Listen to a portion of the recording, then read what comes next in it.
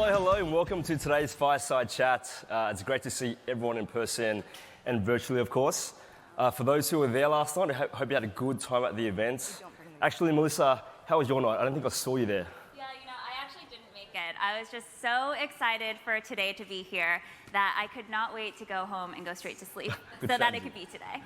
Good strategy. No, in all seriousness, I am so excited to be here and see all of you. Thank you for making it on a Friday afternoon. Before we kick things off, I do want to get a sense of who we have here in the audience. Do we have anyone visiting from out of state today? Yes, nice.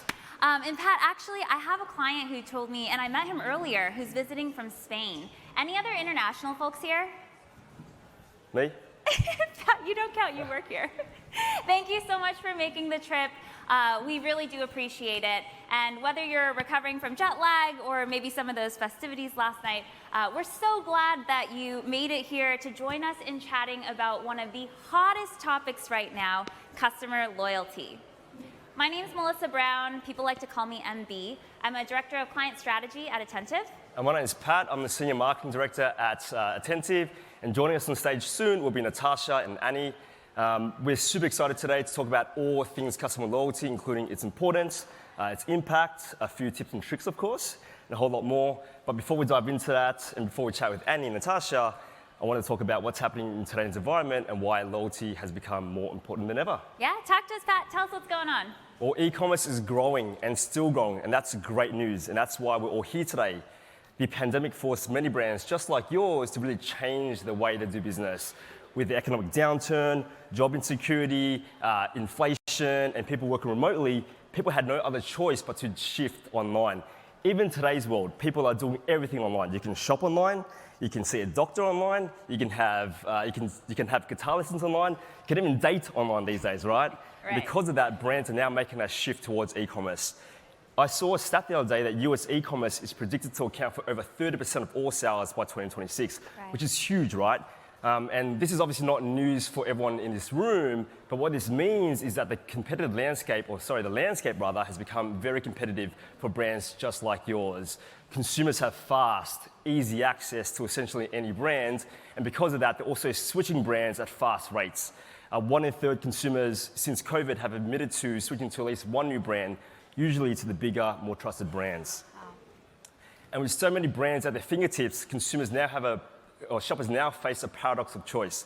They are growing indecisive about which products and brands to purchase from. Shoppers want value for their money, often looking for that cheaper, less expensive alternative. Take shampoo, for example. Since COVID, the value options have grown, whereas the premium options have seen a decline of over 5% of market share. You couple that with new segments coming into the market, that shoppers' habits have also changed.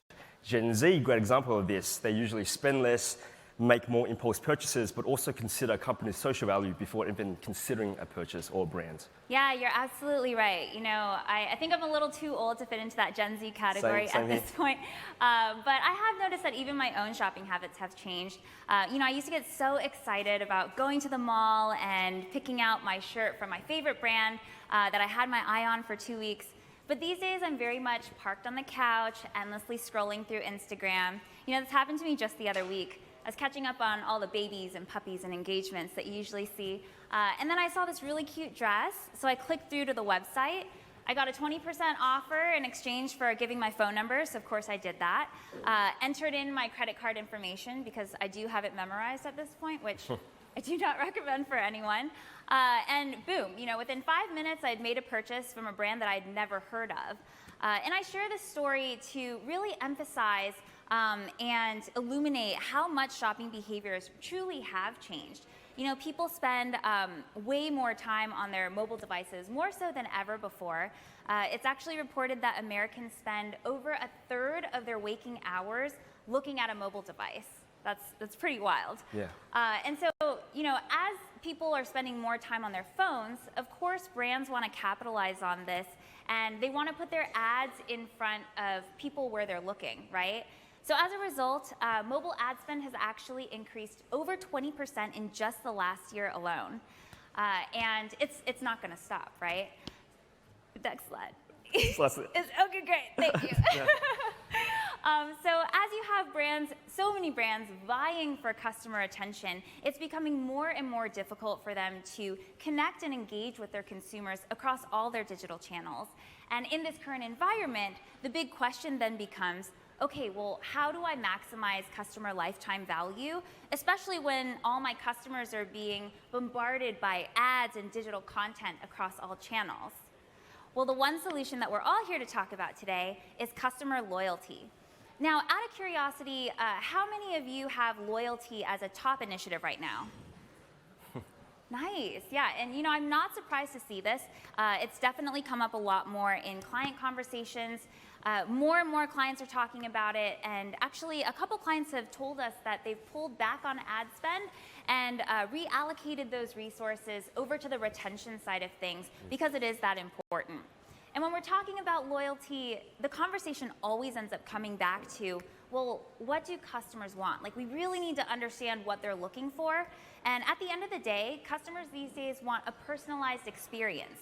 You know, a McKinsey report recently stated that over 70% of consumers not only want, but actually expect companies to deliver personalized interactions across all channels. And they'll get frustrated when it doesn't happen. And that's what causes them to shift brands, kind of like what you were talking about before. So it really does come down to your brand's ability to personalize your customer's experience in a consistent, a high quality, and of course a scalable way. Now, a very powerful way to achieve this and meet your customers where they're at with content that's relevant to them is through SMS.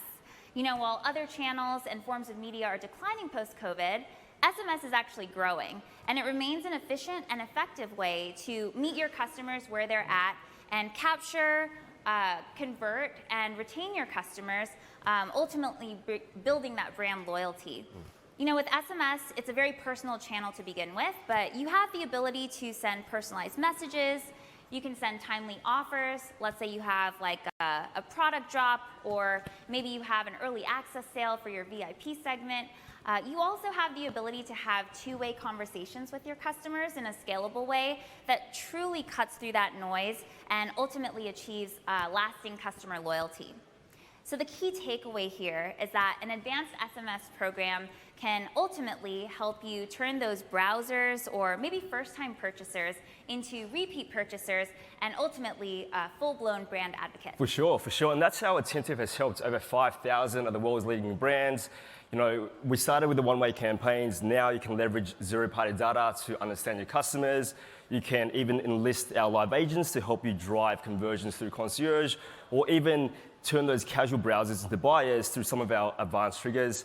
And then going beyond messaging, behind the scenes, our team, our resources, our partners, our tools have all helped our clients drive revenue and really grow that business at scale there. Yeah, absolutely. And with that, we're so excited to get to chat with two of our clients today who have partnered with Attentive for a number of years.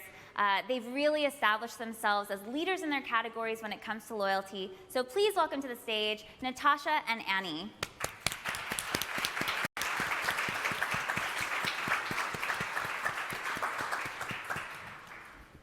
Do a kick. Can I get a kick from you two? Yes. I was inspired by you, Melissa. Thank you, thank you. Love the energy. It is a Friday afternoon after all. Right, I know. Hopefully everybody's caffeinated. All right, well, let's kick off with some intros. Natasha, let's start with you. Tell us a little bit about yourself and about your company. Okay. Hey, everyone. Thanks for sticking around.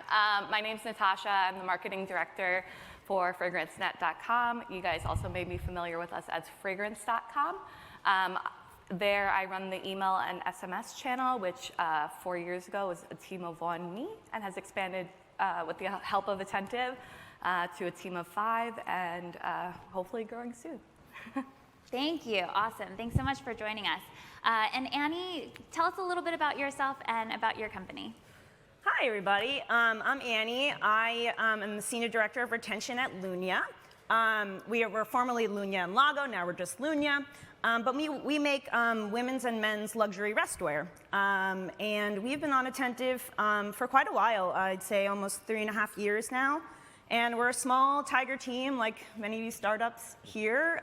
Yeah, and I'm excited to talk about how SMS has been a part of that. Love the tiger teeth, small but mighty. Yeah. It's always great. Now, Annie, I want to start with you because your title is Director of Retention, so Senior Director of Retention. So you are fully focused on loyalty, retention, that's kind of your bread and butter. Yeah. For you and the Lunya team, how do y'all define loyalty and how do you guys think about it?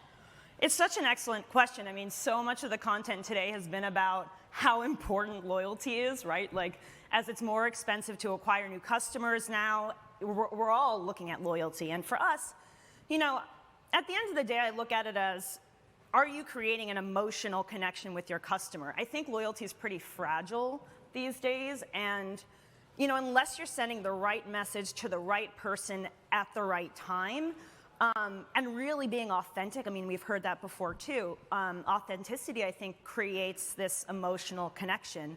And that's how we look at it. Of course, there's LTV and purchase behavior and cohorts, but are you being authentic and are you creating an authentic, an emotional connection? Yeah, that emotional connection is so key, especially when they're expecting you to be able to connect with them with stuff that's relevant to them on every part of that journey. So that makes a lot of sense. And Natasha, tell us about why loyalty is important for you and the FragranceNet team. Yeah, I mean, our methodology is a little bit more traditional in that being a multi-brand retailer, a lot of the products are, you know, brands that we have here today. They're pretty ubiquitous around the online marketplace now. So what makes us stand out from an Amazon and eBay, you know, a Macy's or any other department store. And for us, the value really comes in us being able to pass on discounts from our suppliers to our customers. And additionally, just having the expansion of product that maybe some of the department stores aren't really into yet. You know, we talked all this morning about this kind of explosion of hair care. In the past years, we've been expanding from not just only fragrance, but hair care, skincare, makeup, so that way you're not necessarily saying, well, I have to go buy this here and here and this site, but we're giving you that one-stop experience for everything now. Sure, sure. For sure, Natasha, you mentioned that you've been with Attentive for a number of years. What are some of the challenges you've seen with, as it pertains to customer loyalty? You mentioned price discounts. Is price a big factor? Like, what other kind of challenges do you face now that you've been with Attentive or with SMS for some time now? Yeah, I would say so. Price and value have always been one of our leading kind of customer insight factors that always comes up. You know, our customers, or whenever we speak to them, are always like, oh, I love Fragrance Night. I can always get XYZ there, and it's always the cheapest and whatever. And that kind of is always hard to compete with year over year, especially come the pandemic, where supply chain issues are a big factor for all of us. So, you know, we're looking into other ways of how we can make more value for our customers that will keep them coming back to us versus shopping with X, Y, or Z. So, you know, soon we'll be doing a lot more with rewards programs to kind of offset that discounted option, and hopefully launching that soon. And, you know, a lot of it too was in the beginning when we were growing our SMS channel. I was very skeptical of the whole situation. Again, this was 4 years ago, so a much different world.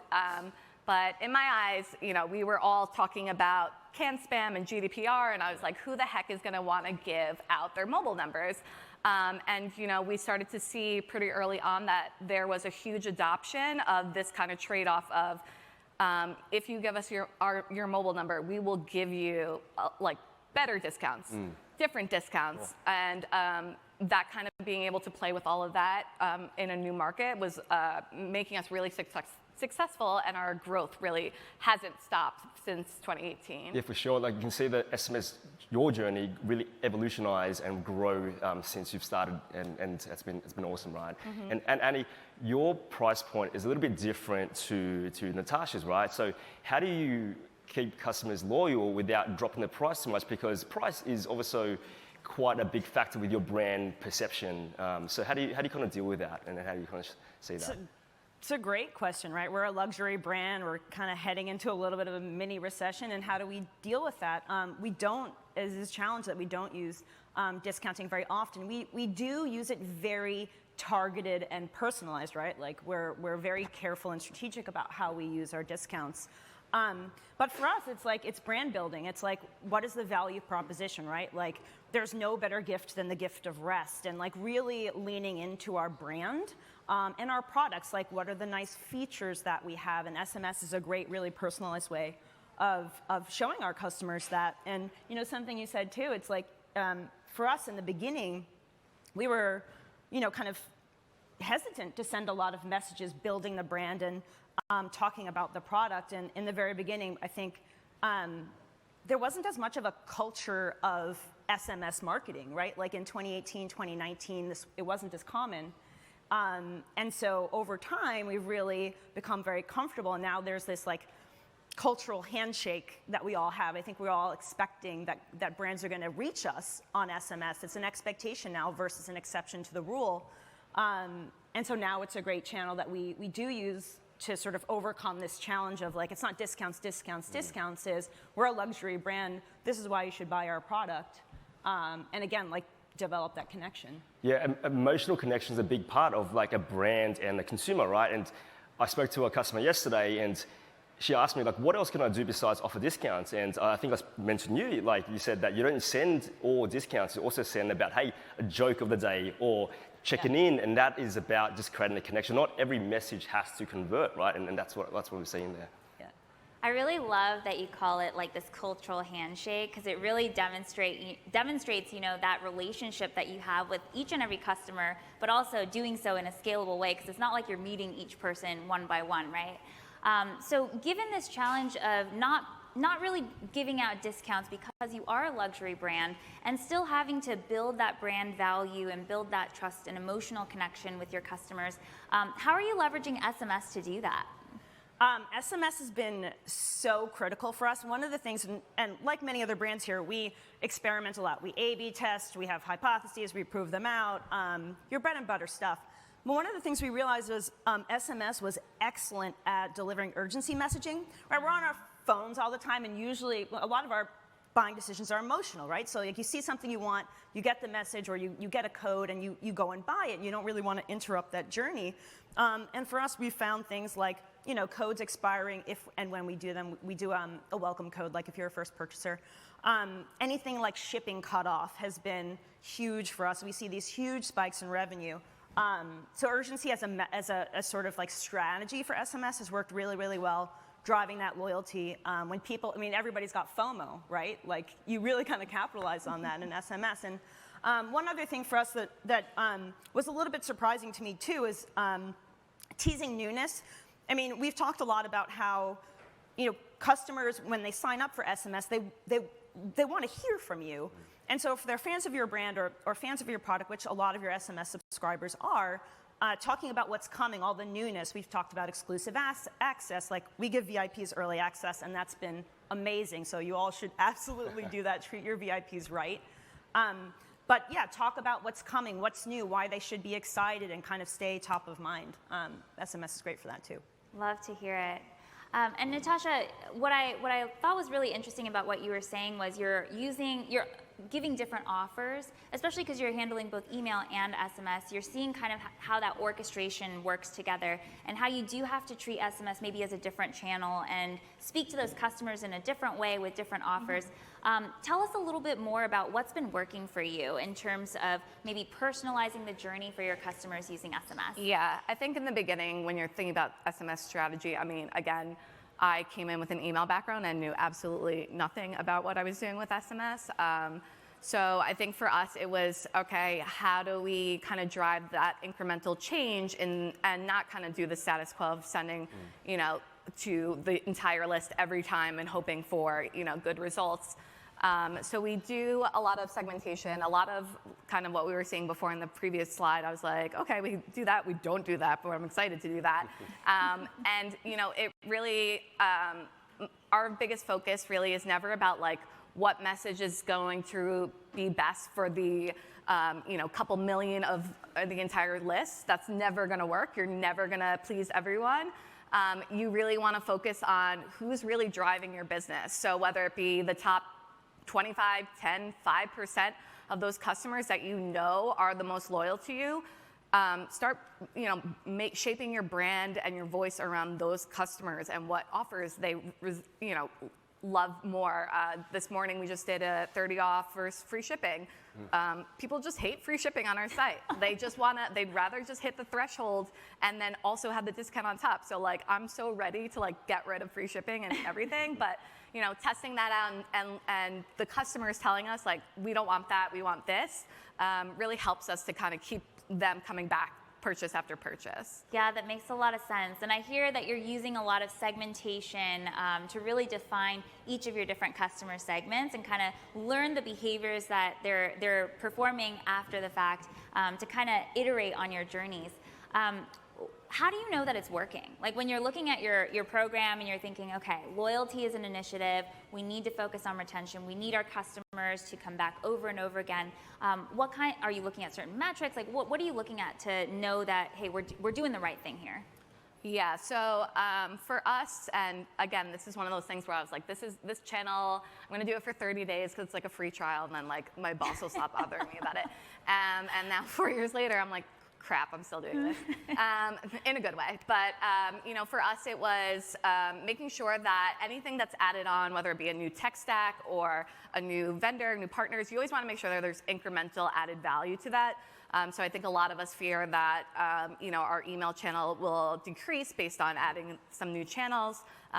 We found that having this combined message of having multiple channels being available, and whether you're kind of bringing them together for the same marketing collaboration at times or giving separate offers based on segmentation, there's merit in both of those things. So I think for us, looking at all the data, we do a lot of segmentation, both through the Attentive reporting platform, Google Analytics, and then our internal sales reporting to make sure that all the numbers kind of align. And for us, really still, let's say in 2018, it was a brand new, net zero channel, and today SMS is our third largest channel for referral traffic and conversion. So yeah, that is amazing to hear, especially because you've built something from ground zero and grown it to be so successful. That is truly amazing. Thank you for sharing that. And Annie, being very focused on retention, of course, that's your bread and butter, that's your role. And I'm sure you're going to leadership and having to ask for budget, secure budget for all of your future strategies because you have this grand vision, you know what you want to do, it's just a matter of getting the resources. What are some of the metrics that you're using to secure budget with your leadership, to communicate to them and report to them to tell them, hey, this is actually a really good thing and we should probably keep doing it? Yeah, I mean, the basic answer is lifetime value. Lifetime value and lifetime value. We thankfully have visibility across our channels, so we're actually able to see the added value of SMS, so we can look at people who have purchased and are not subscribed to SMS or to email. We also do direct mail. We have a catalog, so we have a lot of retention channels.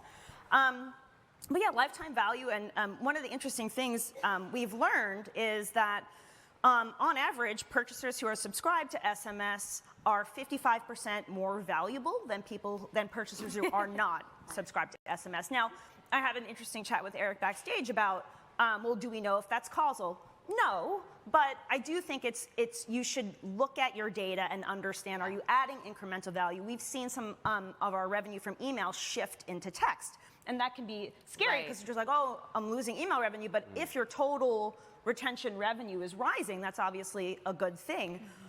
So that's obviously compelling to say, I need more budget. The ROI on SMS is 30x, 40x some months. So we obviously track ROI, ROAS. We track, as Attentive reports on RPM. And we use that as a great sort of measurement of how effective each message is. And it's easy, like, when you have 20, 30 segments that you're using at a time, you can easily compare across your segments, your journeys, and your campaigns how they're doing by looking at what's the revenue per message and what's the lifetime value of the people who got that message before and after. You can look at that too. So yeah, I think it's pretty compelling when you look at it that way. Absolutely. So Natasha, you mentioned you came from the email world, right? Now you're really in the thick of SMS. You've been doing it for 4 years now.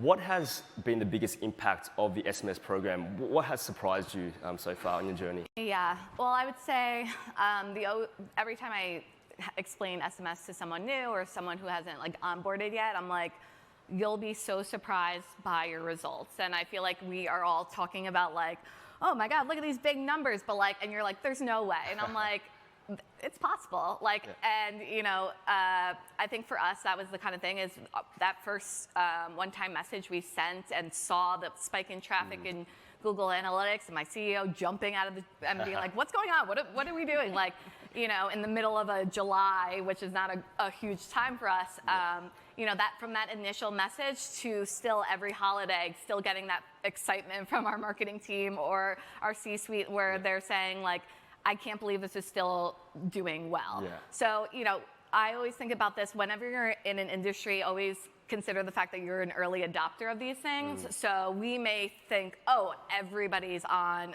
Attentive or Klaviyo and everybody has SMS, so like it's so saturated.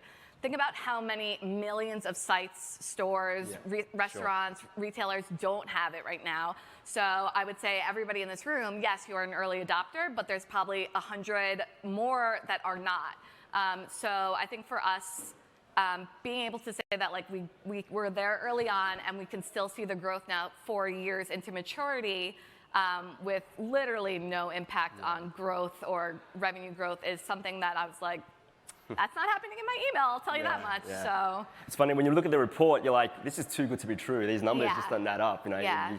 And that's I talk to the data team a lot, don't worry, they're legit. And Annie, yourself, you're kind of in the same boat. You've been doing SMS for some time now. Like, what has been the biggest impact for your business, and also what has been surprising for you as well? It's a similar story. Like, I remember in the beginning, Attentive, you know, predates me. So I started at Lunia. We had just onboarded onto Attentive. And I remember at that point, we had only sent one message. And, you know, I think it had brought in something like 50K maybe. And we were kind of, you know, a bit afraid to send more. We're like, oh my gosh, like, are we going to bother our customers?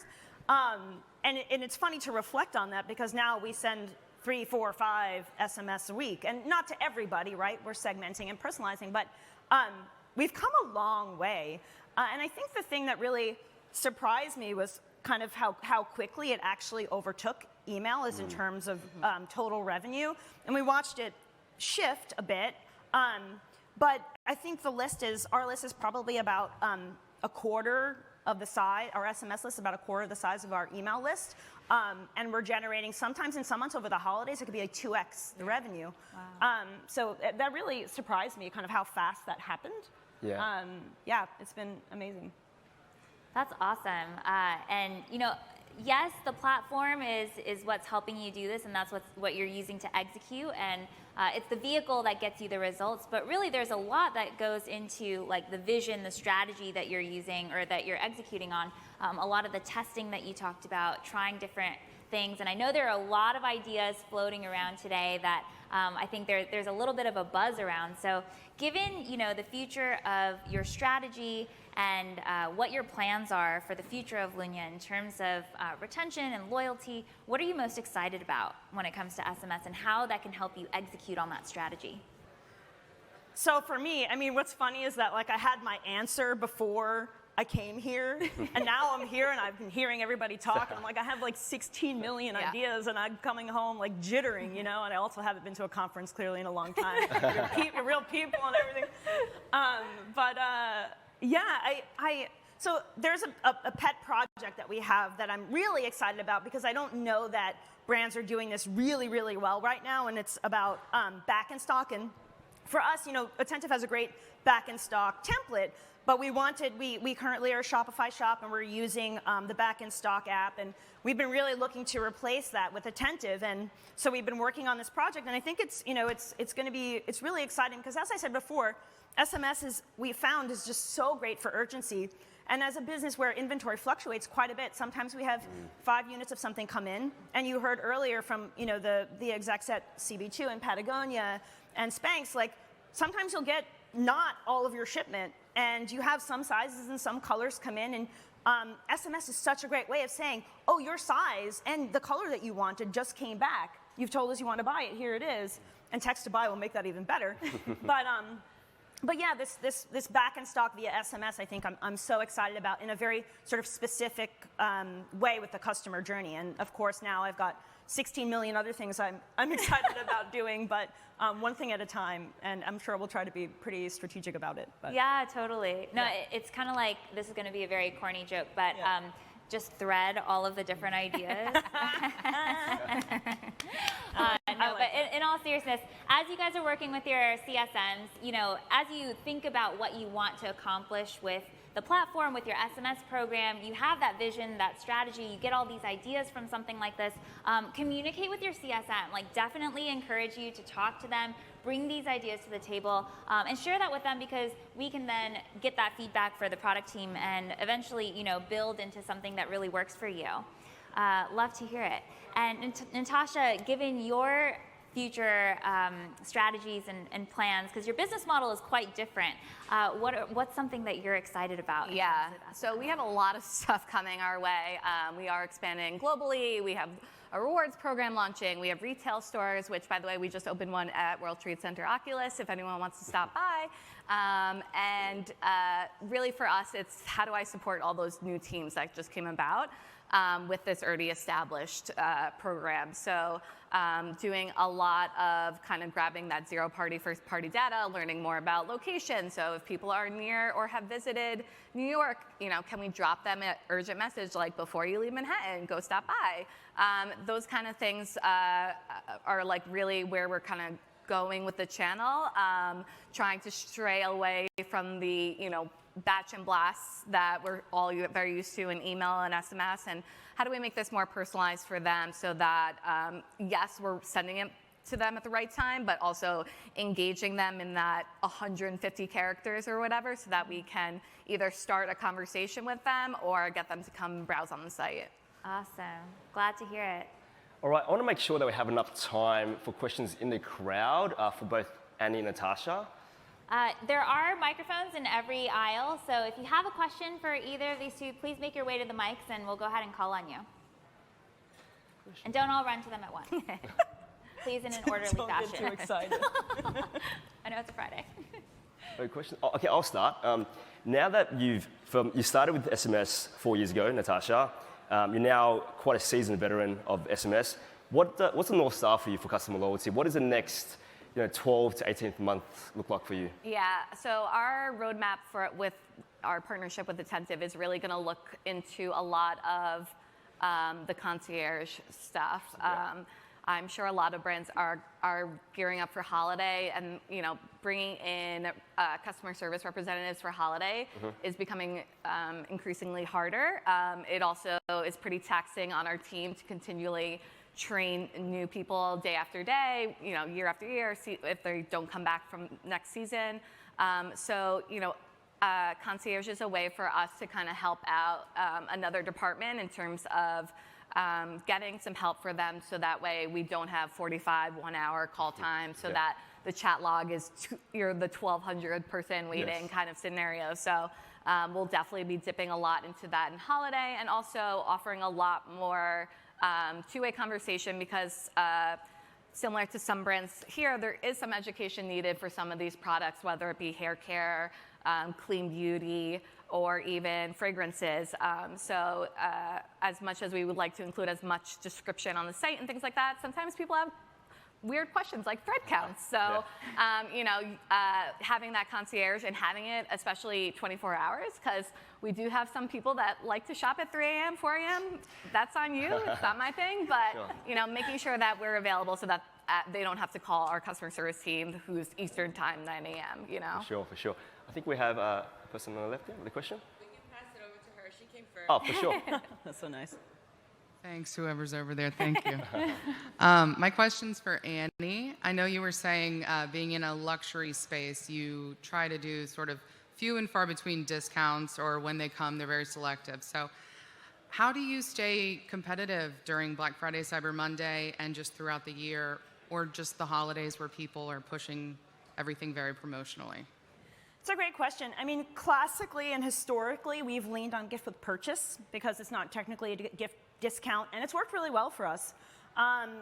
Moving forward, we're looking at doing a few things. One is We do probably channel-specific perks, like for instance, one of the things that we're looking at are doing SMS and email exclusive sets, right? So like kitting things together, raising AOV, not really using a discount, but also pushing exclusivity and urgency. It's only going to be available for a limited time. So limited time, limited product, gift with purchase is great. Going forward, we have way more of a strategic plan around promotions, not necessarily like discount codes, but more like site-wide sales. So, now that we have that in place, we're able to orchestrate around that. But yeah, I would say lean into sort of the exclusivity of your retention channels, giving them the customer value for being on your list. That's a great way to do it. And then you can look at gift with purchase, especially if you have extra inventory that you want to move. You can kind of structure it that way. Okay, thank you. Sure. Hi, my name is Diamond. I own an inclusive beauty and wellness marketplace that's focused on changing the narrative on what beauty means. My question is for Natasha.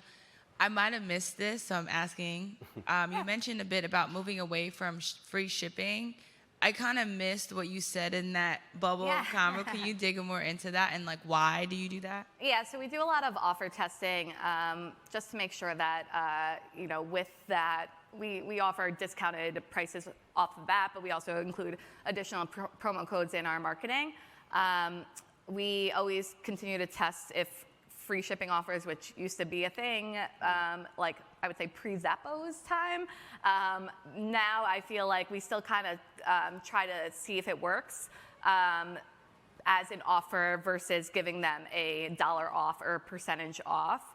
But what we find is that our customers really value seeing that dollars off their product or their total purchase. And will spend more to hit our standard free shipping threshold in order to basically double dip into a higher discount. So, we used to offer more free shipping. We do a lot more during the holiday too, like rush shipping things, of course. But I think the kind of notion of you getting free shipping is kind of a thing of the past now that will likely phase out because of the Amazons, Walmarts of the world. Okay, thank you. That helps. Yeah.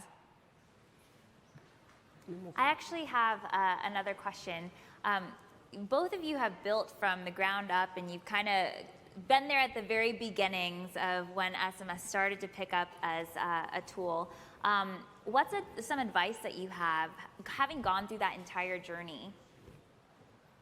Either of you. Yeah, I'll say start simple. Just try to convert, high-performing emails, high-performing paid ads into little snippets of SMS. Do testing like images versus no images. Our customers love images. Our prospects could care less, so I'm not spending on that. Test different landing pages. We do some testing also with, we do it like kind of like hijacking it, but we use Persado for subject line testing in email, and we actually use it also for SMS in like really backwards ways, but our Persado team's for it and our Attentive team's for it, so it's great. I don't have to make copy all the time, so it's been helpful, and just trying to find ways to scale things you've done before to make it easier on yourself, I think. Awesome. I think we have another question here in the middle. Hi, sorry. So I think it was, Annie, you mentioned a small and mighty team. I think that's something that most people here can really relate to. Curious if you, as much as you're comfortable sharing, how do you structure your teams? With the addition of SMS, email for you as well, Natasha, how do you guys think about your team structures as you're thinking about retention on these different channels, and how do you, keep everyone in line and in sync? I'm just curious. That's a great question. There's one person on my team, so I don't have to think too. I mean, we have contractors that help, and actually, maybe that's a great way to kind of answer the question. If you kind of look at all the work that needs to get done, and we have got a pretty good, solid creative process in place. So I think it's kind of two things. One, look at your processes, look at all like how you generate creative, right? Like when you think about email and SMS or whatever other channels you have to generate assets, and you kind of think about the workload.